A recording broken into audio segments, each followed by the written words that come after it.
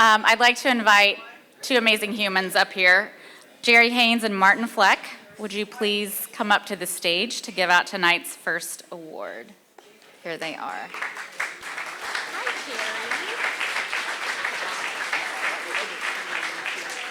Hi, Jerry. Good job.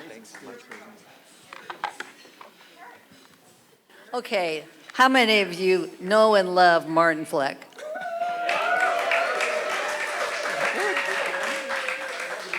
We're really glad you're here. I'm glad to be here. Okay.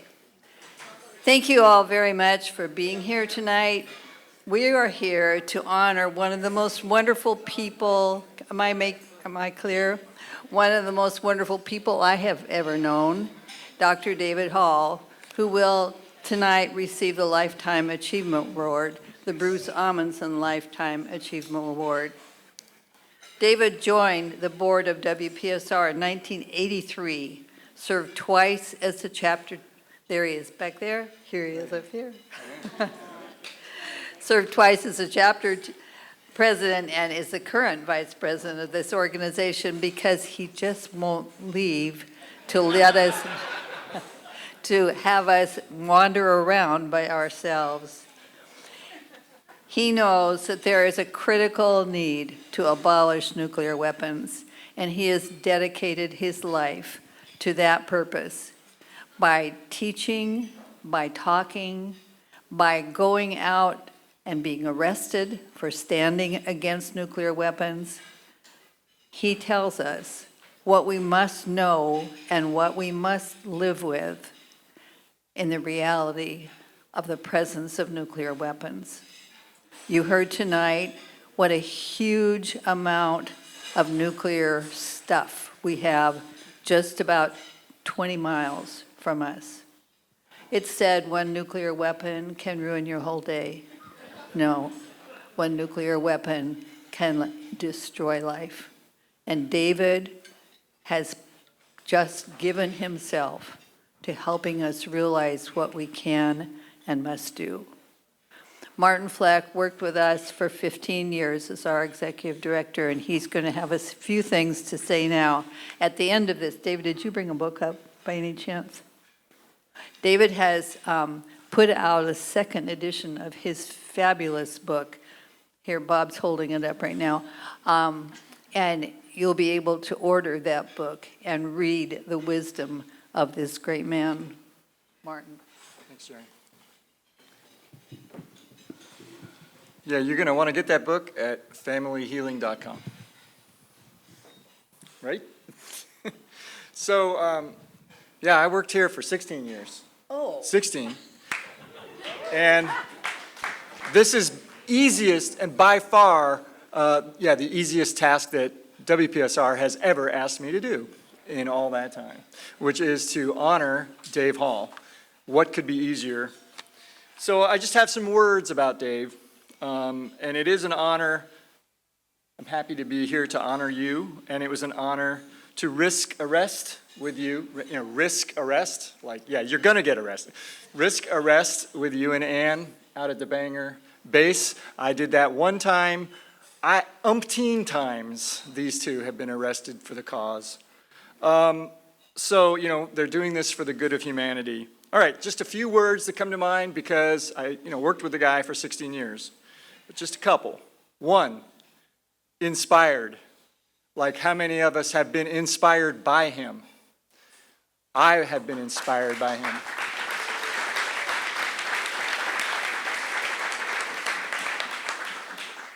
Moral compass. What does a moral compass look like?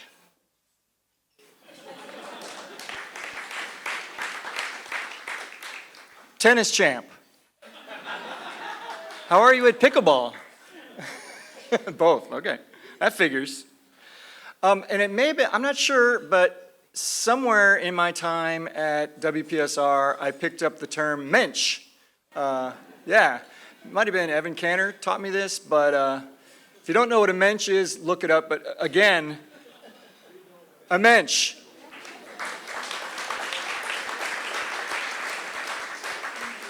It's when times get tough, it's the person you go to, right? The mensch. Compassion. Amazing amount of compassion that seems to drive all of this work over all these years. And Zen. I got to talk about Zen. So I was about the same age as Sean right here, and we took a trip, a 1992 delegation to Chelyabinsk, and on the way there, we were in the Moscow Sheremetyevo Airport. And so that's where you come in on your international flight, and then you're going to get on a domestic Aeroflot flight. Try that sometime, a domestic Aeroflot flight. We were going to get on a domestic Aeroflot plane to Chelyabinsk, and there was something going haywire, and I don't know Russian, and I was getting nervous. There were 35 people in the delegation. We were all due to fly to Chelyabinsk, and things can be a little mysterious in Russia about what's going on, what's happening, is this plane really going to go? I was very nervous, and Dave just kind of took me aside. I wonder if he remembers this. He took me aside and he said, "Martin, listen, no one's going to get hurt. No one's going to get thrown in jail. It's going to be okay." That's what I mean by Zen. It's like, wow, did that calm me down? And that has stayed with me ever since. Like, keep things in perspective. It seems bad, it's not that bad. A couple other words real quick. Persistence, perseverance, steady resolve. Remember, these are people who are doing battle with the nuclear weapons establishment. Relentless, maintaining good spirits in the face of adversity. I'm reminded of my favorite Wendell Berry quote, which is, "Be joyful, even though you've considered the facts." And then there's one last one that I got to mention, fortitude. And here's a guy with fortitude. And, and I'm thinking about how there's a line of cars going into the Kitsap nuclear weapons submarine base, and these are all people who work at the base. This is their livelihood, is to go in there and do their jobs, and they're lined up to get in, to go through the gate, and here comes Dave and his band of, Ground Zero Center for Nonviolent Action activists with their leaflets about, let me tell you about what it is you're doing and why you should consider a different line of work. You need to realize what these weapons do. They don't necessarily want that. I think that takes fortitude to go there and hand out that to those people going into that base. Yep. And then to do that again and again and again, year in and year out. So congratulations, Dave, a well-deserved award.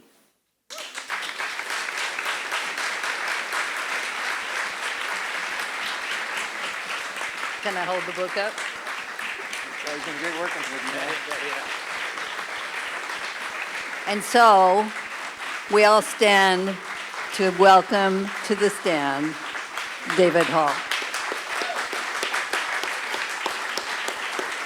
I love you. Love you too. Thank you. Thank you.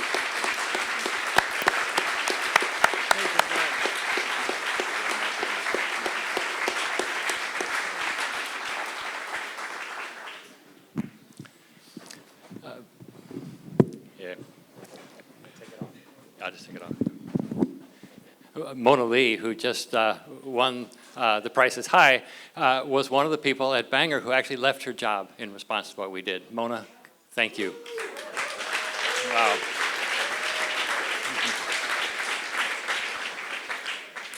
And I want to salute my wife as well. She's been arrested more than 50 times over the 40 years we've been doing this.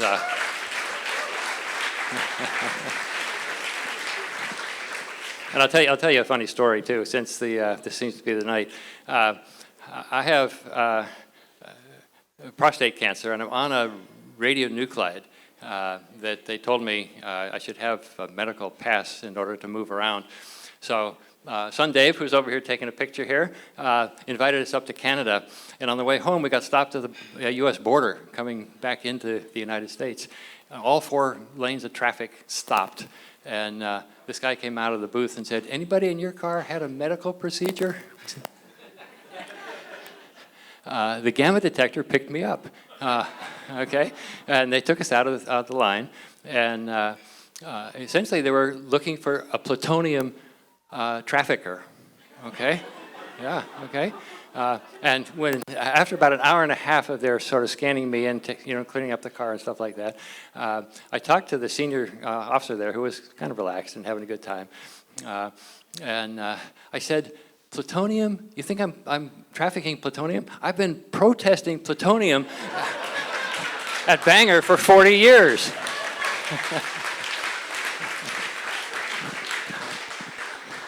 Anyway, in the spirit of evening, I want to share this with Bruce Amundsen, too, who resurrected the chapter in 2013. Thank you, Bruce.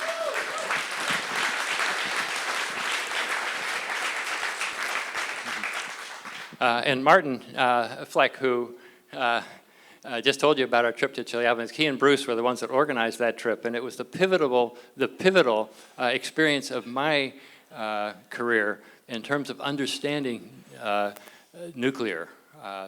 We got invited by Slava Sharov, who is a radiologist from Yekaterinburg in Western Siberia. He was at Group Health, and he said, "We want you to come and visit our plutonium production facility, those of you that have been around Hanford, and understand what's going on there." And we did that.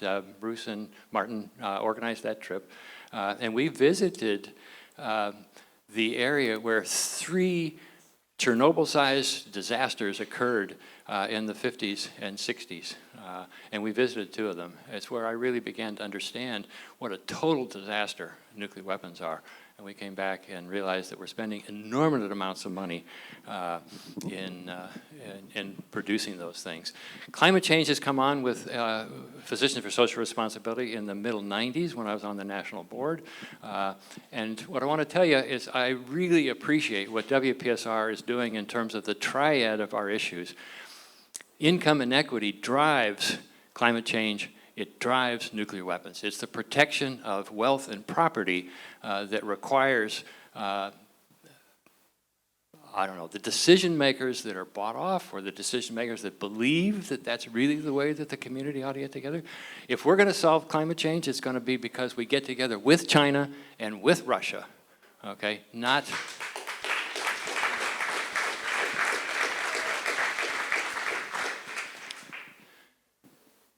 So let me just go quickly. I'm shortcutting a lot of what I was going to say up here tonight because of all the fun we've been having and what people have already told you about what we're doing here. But John Kidd, who's in the back here, has went to Egypt and to Glasgow, to the last 2 of the conference of parties to the Paris Climate Accords, in which the United Nations countries that are wanting to do something about climate change got together. But in neither one of those conferences in 2021 and 2022 did the combined group of atmospheric polluters and other nations come up with solutions that was anywhere close to what the IPCC says we need to do. Basically, they're 25 to 40% short of the investments that it's going to take to begin to reverse climate change. So when I was thinking about this, about standing up here before you for this fundraising dinner, it occurred to me that I am in the same dilemma as those countries. I'm here trying to steward my resources and try to figure out, okay, what do I do with the resources I have now when there's this potentially catastrophic need to change what's going on in the climate, but it's out there. It's out there. So I'm pledging tonight we'll raise the paddle. I'm going to raise the paddle for $5,000, but I'm also going to raise that by 40%, which is what the nations need to do if climate change is really going to be addressed in any serious kind of way. So I thank you very much for...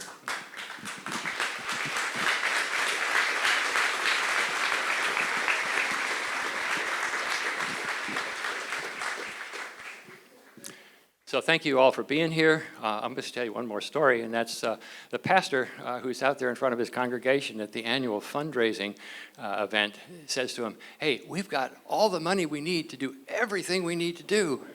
The only problem it's still in your pockets. So thank you very much. I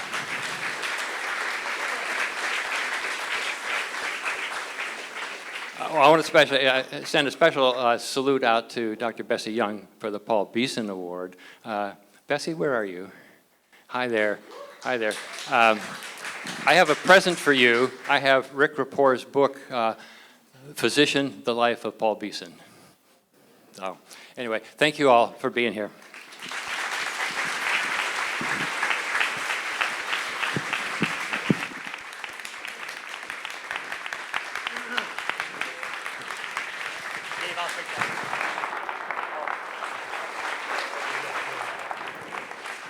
Hold 1 second. We have something for you, Dave. Dave, one more thing. This is a hand-carved peace dove made by Tracy Powell, anti-nuclear activist, as part of Washington Against Nuclear Weapons.